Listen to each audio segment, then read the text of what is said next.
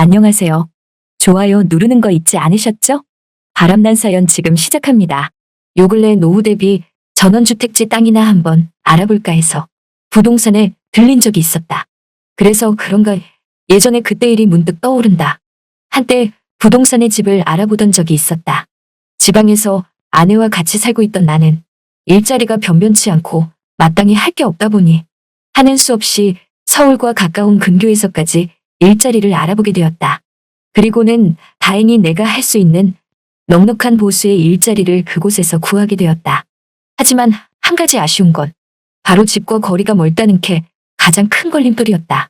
그래서 아내와 나는 하는 수 없이 주말 부부로 지내기로 했고, 그리하여 나는 일하는 동안만이라도 월세방을 얻어서 잠시 있기로 했었다.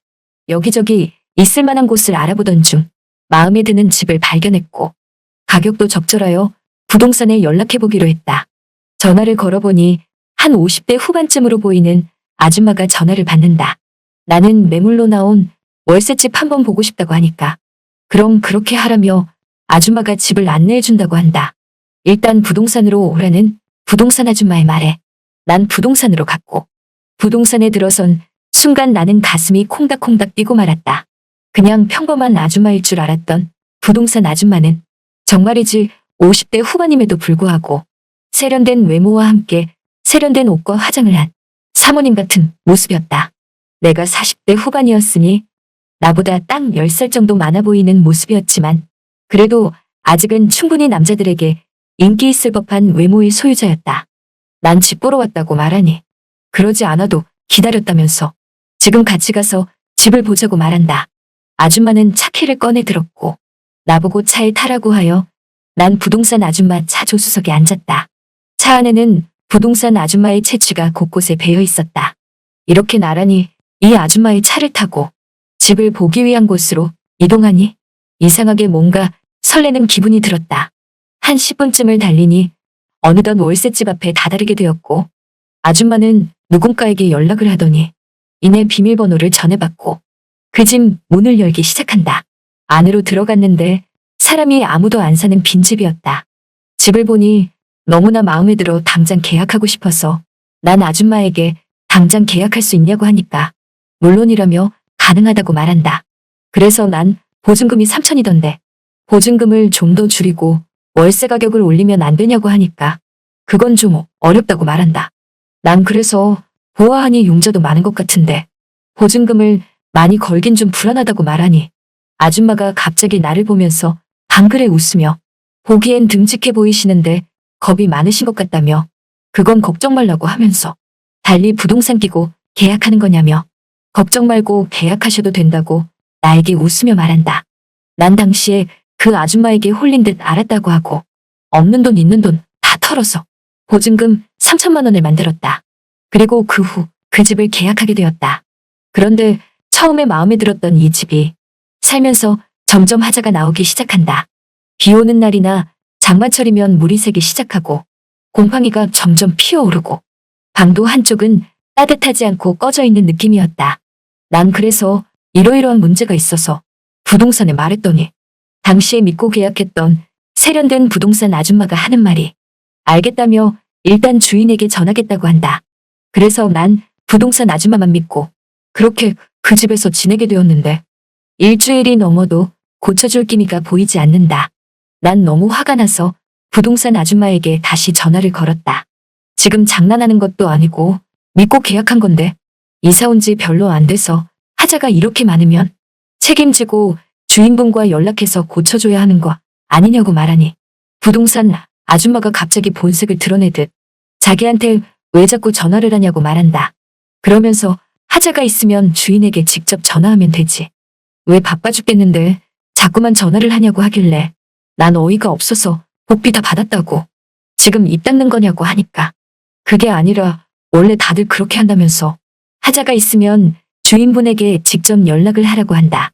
난 화가 머리끝까지 나서 당장 부동산으로 달려갔고 그곳에 가니 부동산 아줌마가 손님으로 온 사람들과 상담을 하는 듯했다.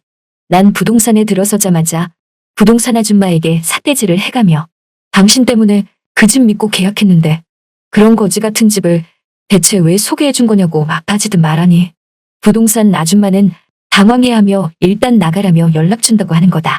난 아랑곳하지 않고 부동산에 있는 손님들까지 모두 들으라는 식으로 그 아줌마의 만행을 말하기 시작했고 급기야 상담을 받고 있었던 손님들이 기분이 나쁜 나머지 모두 부동산 밖으로 나가고 만다.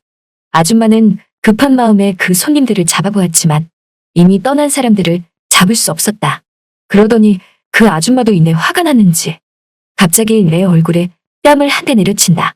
그러면서 당신 때문에 손님 다 뺏겼다고 하길래 나도 열받아서 손을 번쩍 들어 그 아줌마의 뺨을 내려치려고 하는 그 순간 갑자기 그 아줌마가 맞는 건 또 무서웠는지 정광석화 같은 동작으로 금세 무릎을 꿇으며 정말 미안하다며 얼굴에 흠집 나면 안 되니까 때리지만 말라고 사정을 한다. 그래서 난 다 필요 없고 당장 집주인에게 연락해서 이 집 하자 있는 거 다 고쳐주던가 아니면 계약 파기하겠다고 말하니 아줌마가 알겠다면서 이번 주 안으로 해결한다고 말한다. 그래서 난 마지막으로 아줌마 말 한 번 더 믿어보겠다며 이번에도 문제점 해결하지 못하면 그땐 또다시 부동산 찾아와서 지금보다 더한 난동을 부릴 거라고 말하니 아줌마는 알았다며 일단 가시라고 한다. 그렇게 난 또다시 일주일을 기다렸는데 부동산 아줌마에게서 그 어떤 연락도 받지 못했다.